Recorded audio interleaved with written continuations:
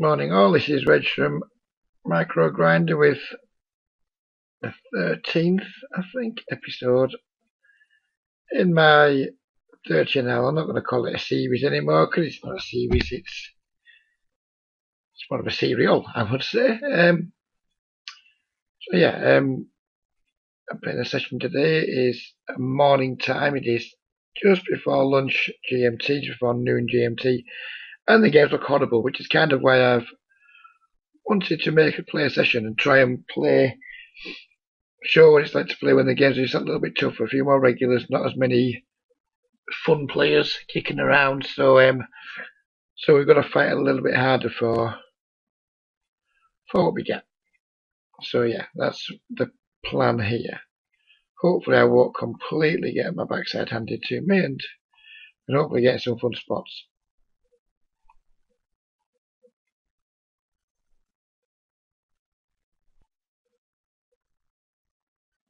I've no intention of putting this guy off here. He's a very moderate regular. When he wants pots to get big, he generally just has the goods.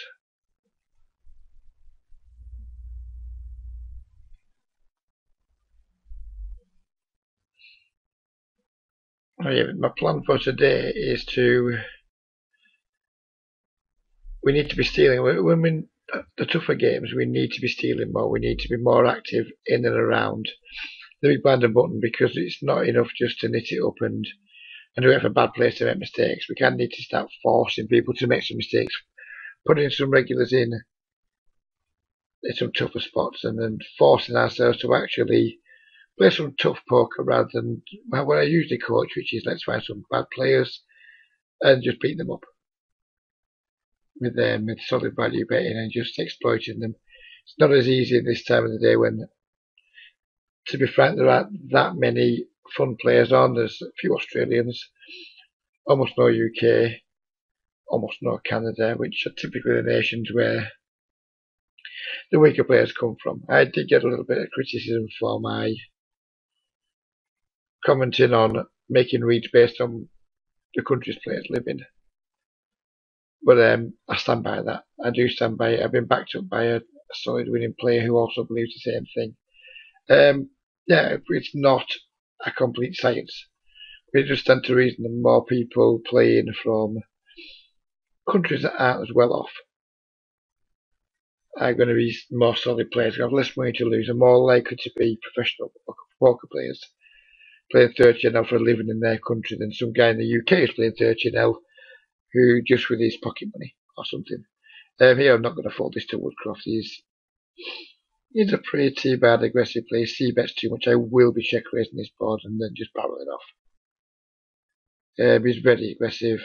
He doesn't have to have a handy, and even if he does, we've got good equity against him. His bet side there is certainly on the big side. I'm not too concerned though. I'm just going to raise and just call it off. We have way enough equity against his range. Even against aces here, with my backdoor equity and my flush draw, I'm going to have in the region of 35 to 40% against the top of his range. And he's going to have a lot of air in it too. And obviously turning the nuts helps.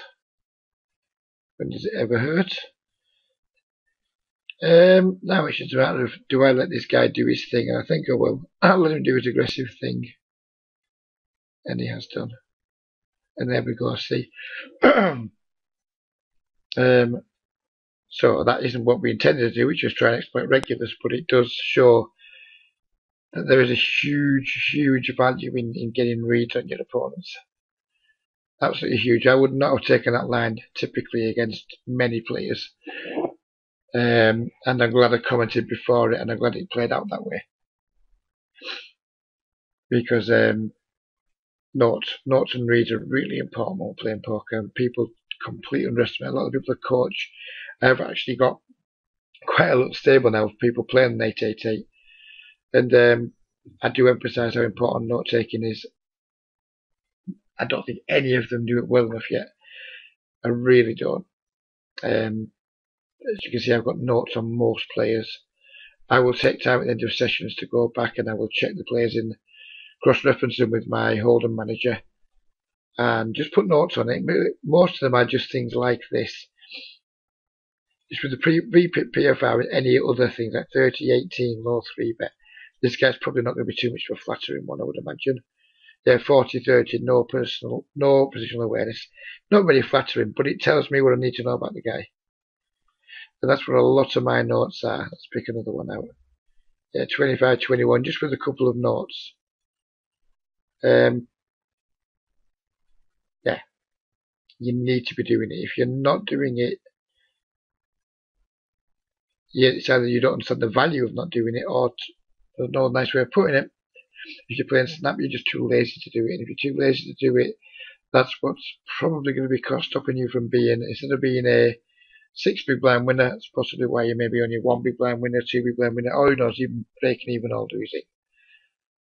You've got to put the work in. Poker's a fun game, but it's more fun when you win. So if you put the work in, do a few hard yards here and there, it definitely pays dividends in the long term. That's for sure. You may have noticed, for those who watch a lot of my videos, I have moved to min raising. It's not a move that I'm maybe permanently going to do, but it's something I'm just toying with at the moment. I usually 3x it, and I will still 3x it in some spots where I think I can exploit somebody, but lately the games are getting more and more reg heavy. I find I'm still getting 3-bet more and more, and because I'm 3xing, it's making it too expensive to defend as often as perhaps I should be defending, and also it's making it a bit cheaper when I'm just blatantly stealing. I haven't noticed that much difference in how people are reacting to a min raise or a 3x. HG Green is a regular that I respect. He limped under the gun, which I kind of think I'm going to get a limp re-raised here, but because I'm blocking aces a little bit, I'm going to try it, and if nothing else, just to see what the heck's going on, see if he does have a limp calling range, or if he limps, if he's always just raising when he limps, because it seems quite unusual to me that he's limped. I think it's a bit smelly. Oh, he's folded. That just surprised me. Here, when this guy doesn't see bet, I'm just going to probably triple barrel against him on a board this try. And I'm going to fire at least 2 barrels here, because I don't think someone's necessarily going to fold 2 10s, 2 8s, something like that to 1 barrel. So I'm going to make a small double barrel and then decide on the river what to do if he's still around at the river. But we don't need to bet too big there, because I'm clearly not going to try and make him fold, make the king. That's not the intention, of course. I very much doubt he's going to fold a 9 to 1 barrel there, or 10s or jacks if he's called jacks, which seems unlikely. But I think his lot of his range is going to be ace queen, ace jack, middle pocket pairs that might need 2 barrels to get them to release, which is why I'm firing 2 smaller ones rather than some larger ones. I think 2 smaller barrels will work better than a large barrel and give up there.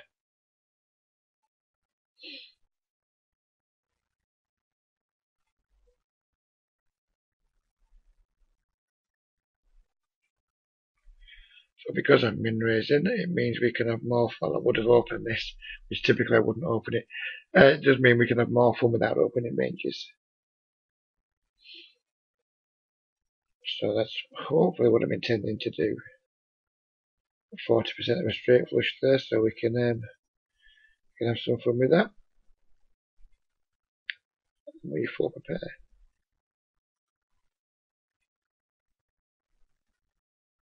I think I will start out by betting here if I'm check 2.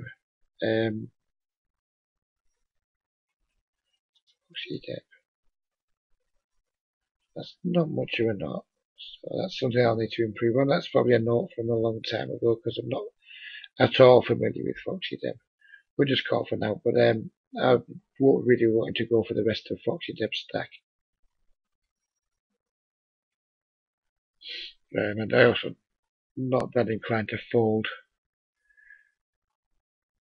do one don't bet one of them. Yeah, I've got a rubbish kicker, but I've still got a pair. And now when Roscoe comes along too, I think the game's up for us. Let's hope we try and spike a 5, would it have been? But we're not going to get a chance to. So, no, I'm done.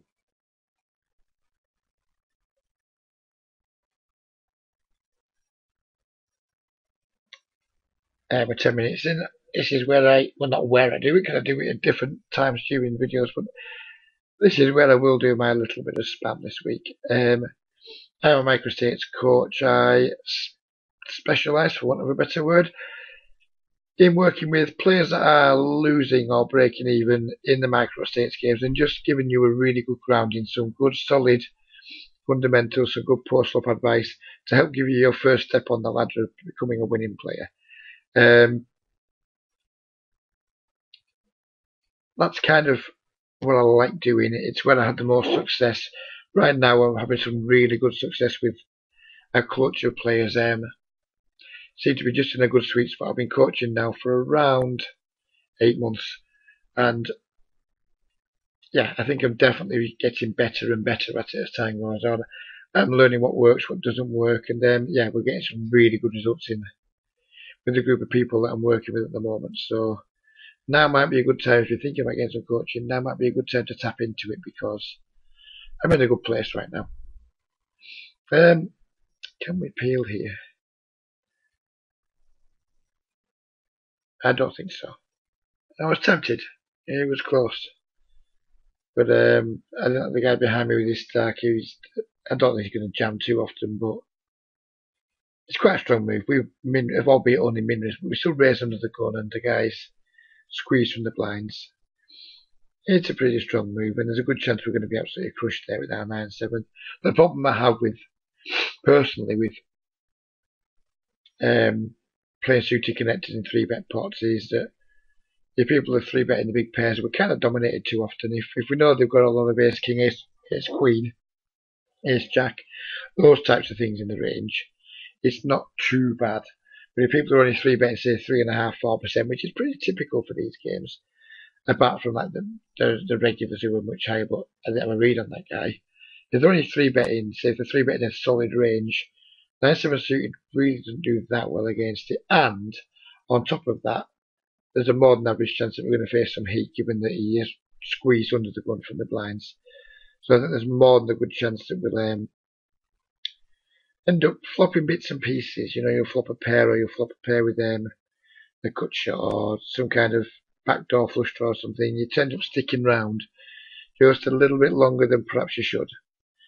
And I think it erodes an awful lot of the implied odds that people think they get with these hands. Then they give a lot of those back by just getting in some sticky spots when they flop just marginally well. I'm not going to fall to Patushki's. He's a regular, used to be a short stack. He seems to be playing full stack at the moment, which I'm not sure if he's just running stack up or if he's actually got some money for once. Who knows? When he does this, I'm just going to take a little stab at raising, because he's supposed to see bet that board. And I think his range is wide enough before the flop to not necessarily have to have a piece. And now it's just a matter of whether I'm going to triple off against him or not. And yeah, I think I'm going to go for it. This is something I don't do perhaps as often as I should. I tend to just give up in these sort of situations, but we're just going to go for it, and if we lose, we lose. It's not going to be the end of the world. I'm firing too small to actually go big on the river. That's the plan here. And fortunately, he's probably just got a really strong hand, and he's actually saved me from firing the river. Because the plan there, had he called, would have been to fire around 80% pot on the river. It's like trying to build a pot with small bets to keep the weaker parts of his range in, and then blowing off it on the river. That was going to be the plan there.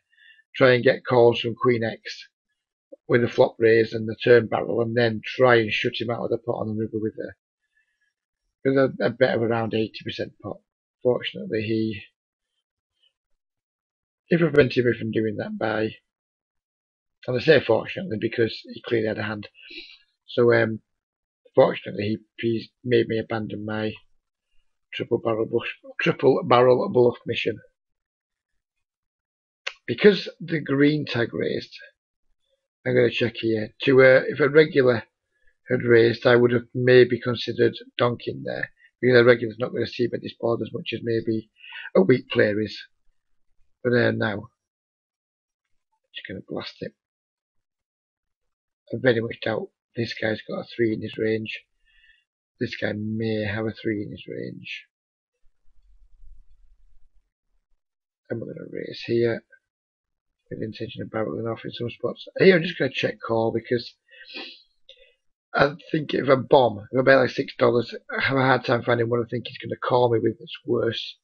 At least this way, I mean, he could easily have a 3. I'm quite worried he can have a 3. But he can also have a lot of misdraws.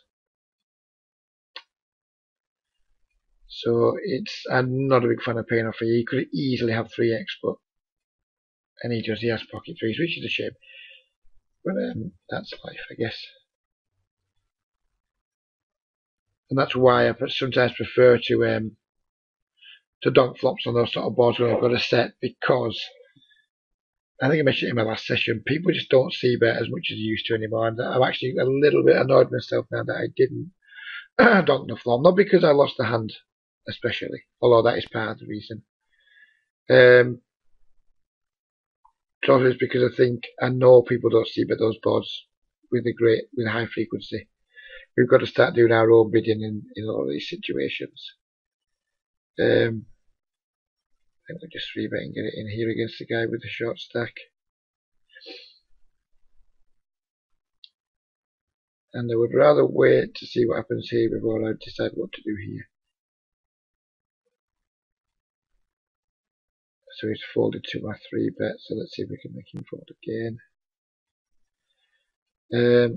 Kruski. Probably very loose and bad.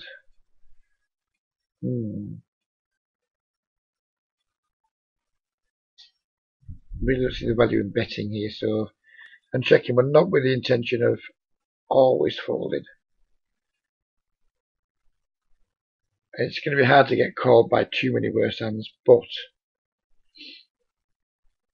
I mean, if he's bad, he may just be stabbing with 2-7-0, 2-6s, ace high, who knows. Am I betting that small? I just kind of want to try and show my hand down. If he bombs it, I'm probably just going to fold.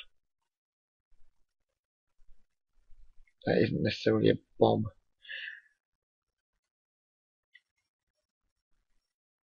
And again, it's a situation we can't possibly be in love with this situation. He's gone small, he's gone bigger on the river.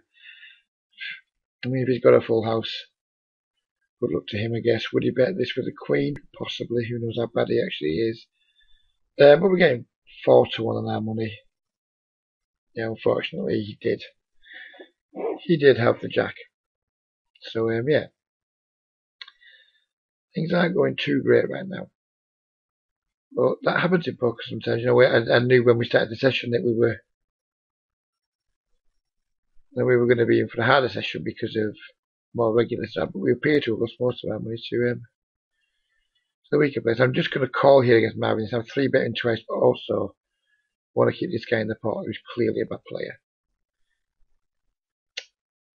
Call here because this guy's got the fish tag, so I'd like to keep him in the pot if possible. And if I get squeezed, we can just fold. It's no big deal.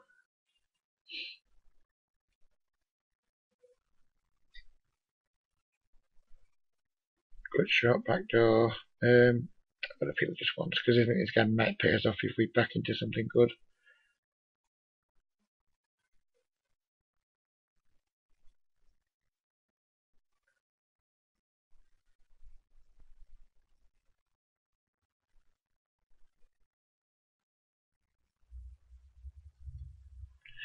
I'm just going to fold that now.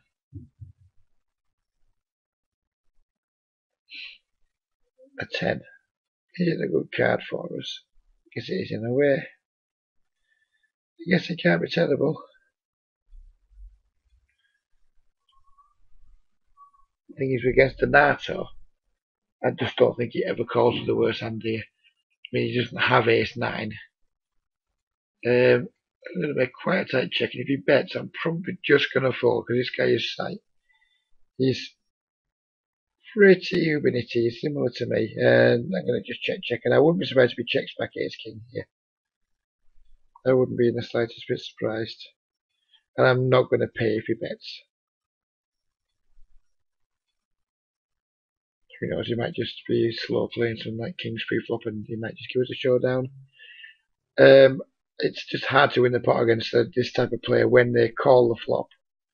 These types of boards, because they just never put money in too bad. So I certainly can't value bet him. Also don't particularly want to bluff catch against him.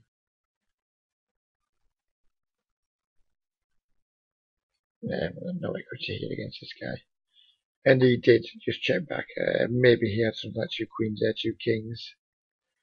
Would be my guess. But he'd be very surprised if he's got a worse ace. Yeah, and he had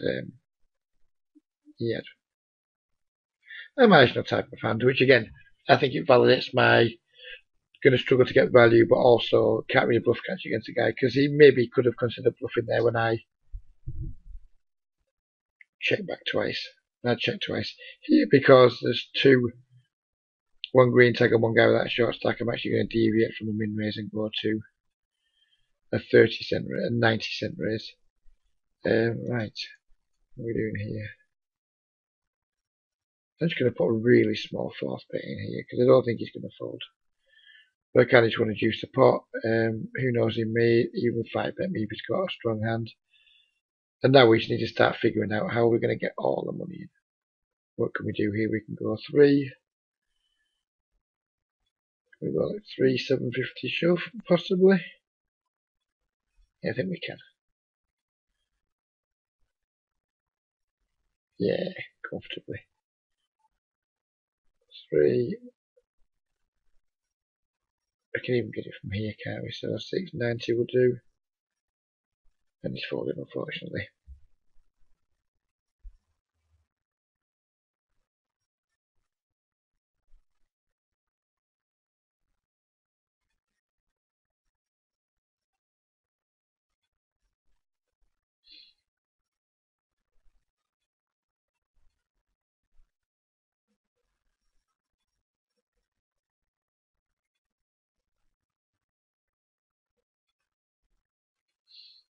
And he's getting really good during the daytime in GMT. I mean, I think the games are gradually getting worse anyway. I think slowly but surely more regular some other sites are gravitating. And unfortunately, there doesn't seem to be many more fun players coming the same way. So just the general fabric of the game is getting ever so slightly worse. There will come a point where it probably isn't worth my while to play on 888 anymore with the extra rate cap and lower liquidity. There will come a point where it's just not worthwhile playing here. We're not there yet. We're not there yet, and we're not there yet specifically because there's a really big lack of credible alternatives. But yeah, that time is certainly getting closer.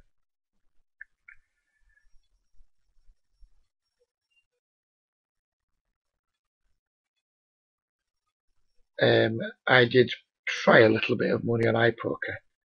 I actually made some money. I got some rate back. I made maybe close to 200 euros in a week.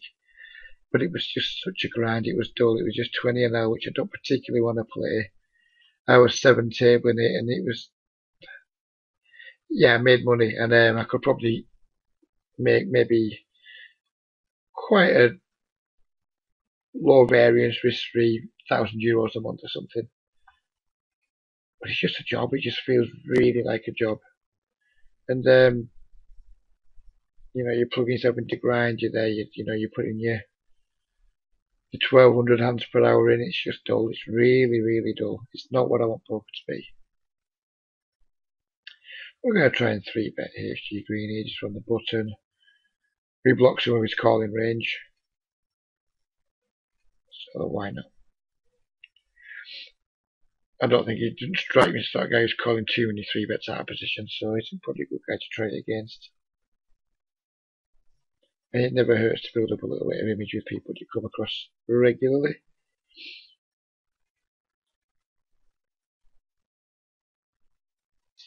Hopefully, Petrushka is quite aggressive, so I'm quite hoping he 4-bets me here so we can just obviously 5-bet jam on him.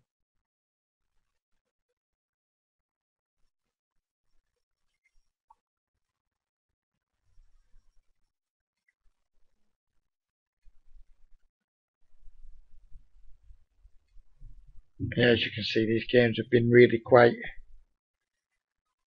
dull this morning. The lobby stats when I started earlier, they were really poor. There's something like 13% players going to flop. Average pot was, I think, $2.60, something like that. I mean, I wouldn't, if I wasn't making a video, I absolutely would not have played. I would have just gone and found something else to do. But I thought, well, it might be fun to make a video when the games are a little bit more reggy and see if we can actually get in some more different spots. But everyone just seems to fold a lot, and it doesn't really make for interesting poker, interesting videos.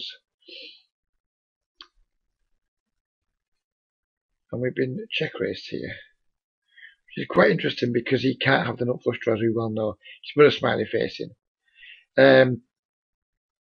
Got a big set. I wouldn't be at all surprised if it's actually true. I really wouldn't be surprised. We'll just call for now.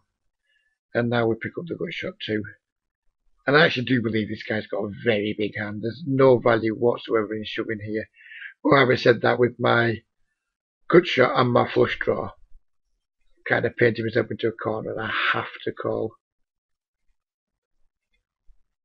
Unfortunately, we bink. It's going to be a shame for this guy. Now he is checking him. Now it's if he has been telling the truth, if he has had a set, which I wouldn't be surprised if he has. It's what's he going to pick. It's very obvious. My flush draw is quite obvious. So I'm just going to give him a really attractive price and just hope he trying to call somehow. Although he shouldn't really call much here. I'm liking his chat. I like you, Debs. Debs Hutch. I like you. You're a fun person to be around. This is what poker should be more like. The chat box should be going.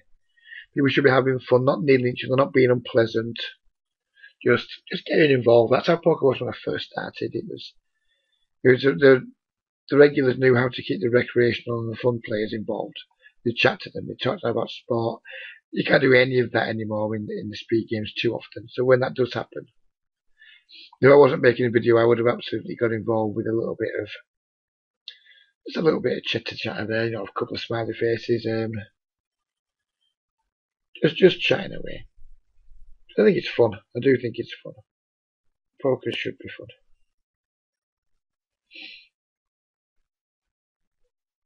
But with the check fold of the river, I don't think it's ever set there. I think I would like to have got to showdown there, because when people talk, it usually is a bit of a giveaway.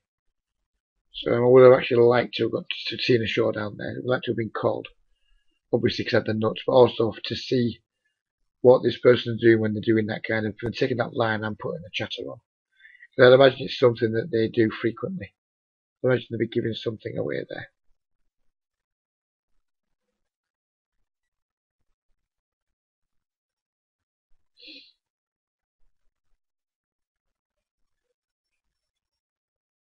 It's not typically a good board to see bet, but we'll give it a go.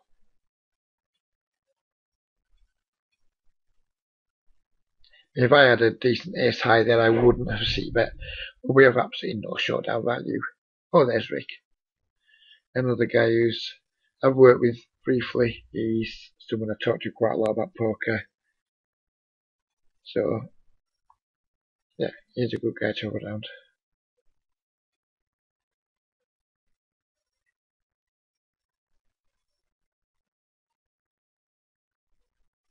No idea what this guy may be tanking with.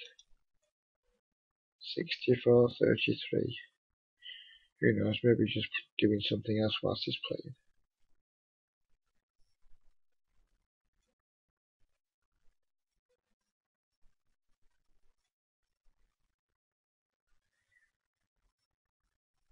I'm sick of him, me now. Well, who knows? Oh, he's disconnected. That's what happened there. They're the old DC.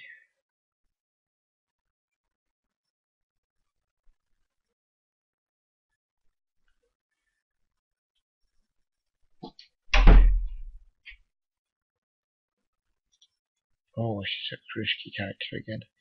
I very much doubt he's going to fall before the flop, so we may as well make it a big one.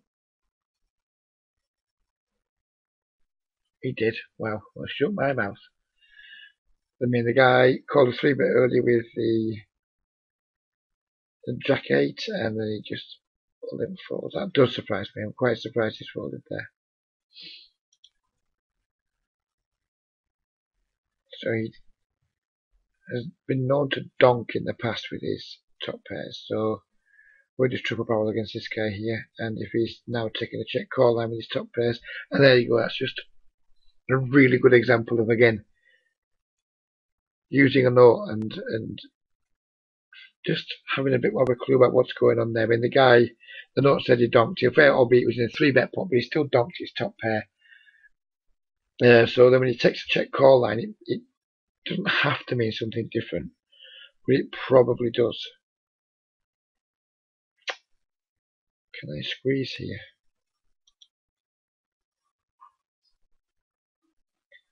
Yeah, I think we can. I think we can squeeze here. I think he's bad enough to call with worse.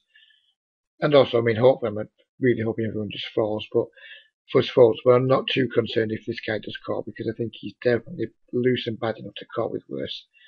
And then we've pretty much flopped in here. We could still be in a pretty rough shape. But that said, it's not like we're gonna be folding now at any point. Really don't enjoy being raised, but I mean, what are we gonna do? What are we gonna do? It just has to go. We've got a pair and a flush draw in a big pot. And we kind of ran bad, then ran good. But that really does mean ace-7, it's the thinnest to do well against ace-6. But my read was the guy who was capable of calling very light. Yeah, I mean, he's unlucky once he hits that flop. All the money's going to go in. We're both unlucky, really, in a way. I mean, I got lucky in the end, but I'm unlucky that he's outflopped me on such a cooler board. And he's unlucky that he didn't hold. But yeah, I'll take it. I will definitely take it.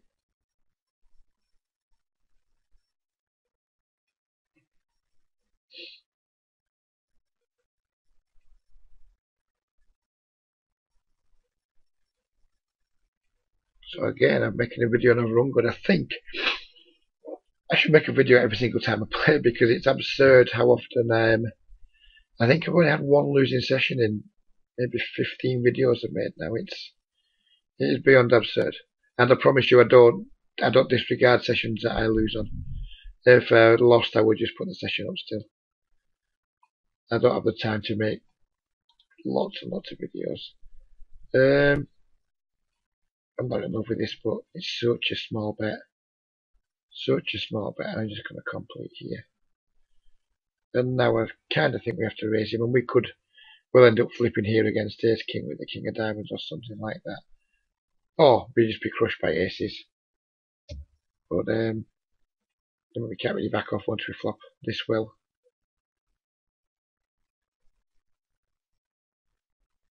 And now I'm kind of just hoping he does have the ace king. I'm just going to shove the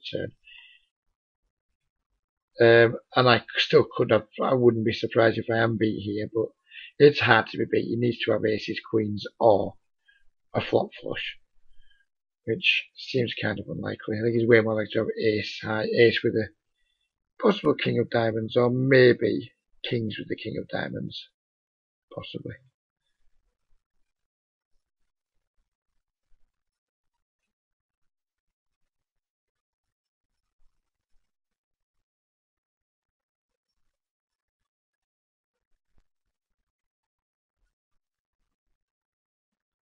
Just got my sizing slightly wrong there. I wanted to leave not I wanted to do a pot-sized bet for the jam. I didn't want to make the race too big either, so it's a bit awkward. I got the session just a bit wrong. I don't like leaving over bets, but no, it's not the end of the world.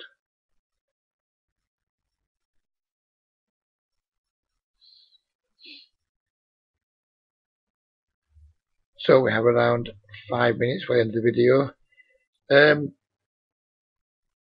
still not that fond of the 40-minute thing, but it is helping me get 2 out a week rather than 1 now, which can't be a bad thing, because I do know more and more people are subscribing to YouTube. It's still not exactly thriving, but I'm gradually building up some followers and lots of players. I know plenty of players are actually watching them, because not frequently, but often now people say hello to the table. They will ask if I'm recording. Sometimes I stick the needle in and call me useless and call me a fish. I get a bit of a mix, but yeah, at least people are watching. There's no such thing as bad publicity, I guess. So take it. I will take it.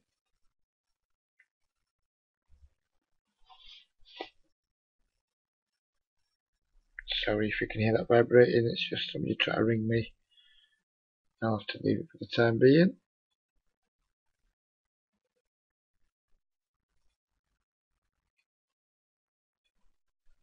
I think I'm just going to bet this ripper now. The guy's checked back all the way. He may call me with ace high. I mean, it's a bet fold for sure. But I think you can definitely call with some ace high set and what have you. See, actually, see what he did. Look us up with Jack 8. No, didn't try to bluff. That's interesting, actually. That might be noteworthy.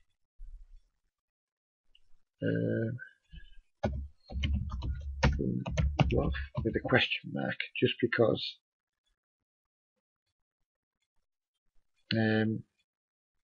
it's very rare you see a regular just taking that hand so weak, such a weak hand to showdown. Here I need to decide against a player like Borzok Gray, who is quite aggressive. I'm actually going to 4-bet him here, get it in because of what's just happened there.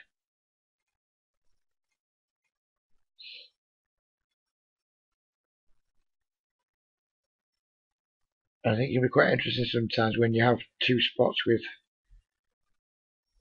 with a player. I'm going to call here just because blockers come in the pot too when we're getting really good odds now. I wouldn't typically not call that, even though it's only 7 big blind 3-bet. I would typically not call that with being out of position, but when blocker comes in, and then we start getting like 3-1 odds on the call and the chance to play an okay hand with somebody who's got the green tag, I think it becomes just about a call. I'm not in love with it, but I think it becomes one. I've lost my train of thought. What was I talking about? That probably wasn't important.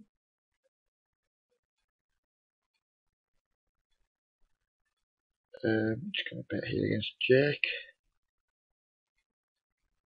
I think I'm just going to keep betting for now. It's thin. We have absolutely no kicker, which is an issue. Now we don't need to have a kicker, so we just got a little bit bigger. If he raises, I would probably, well, yeah, I would definitely fold if he raises. But I just think he's going to call all the time in his worst hand and only ever raise when I'm in trouble.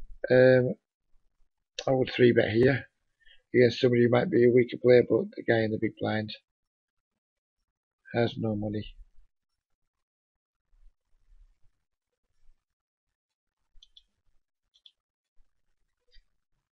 I'm not that into 3-betting 19 15s from middle position.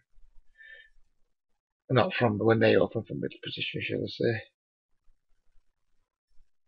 So yeah, I think we're just going to play around to our blinds. And again, I feel a little bit unsatisfied in how these videos do seem to fly in, but I guess when you're watching them, they take a lot longer. But when I'm making them, the time does just fly by. It feels short, but people said that they weren't that fond of the longer formats, so we'll stick with it. Who knows? One day I might just produce a monster. It might be longer than War and Peace. You just never know.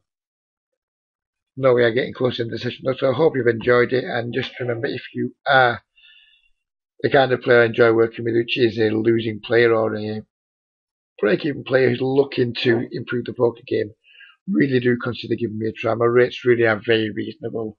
They start at $20 an hour for anyone playing 5 and and below, and go up to $30 an hour for 25 and L players. And there is a sliding scale of 25 and L. Of $25 for 10 and L players.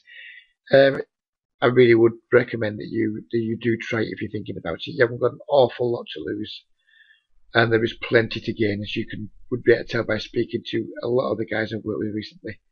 But for now, we'll call it a day. Thanks for watching, and I'll see you next time.